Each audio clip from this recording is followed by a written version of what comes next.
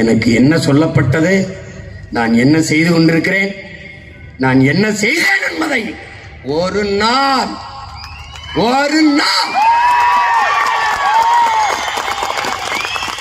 என் கனவை வென்று கையை இறுக பிடித்து தூக்குற போது நான் சொல்வேன், என்ன நடந்தது, என்ன நடத்த வேண்டி இருந்தது, எதை நடத்தினேன் என்பதை காட்டுவேன்.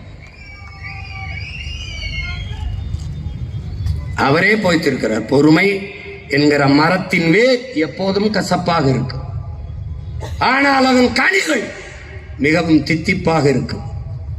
பொறுமை மிக அவசியம். அவரே கற்பித்தார், விமர்சனம் என்பது வெறும் கற்கள் தான், நம்மை காயப்படுத்தும் சொற்கள் அல்ல. ஒருவேளை வைரக்கற்களை விட்டு எரிந்தால் எடுப்போம், வெறுங்கற்களை விட்டு எரிந்தால் தடுப்போம், அவ்வளவுதான்.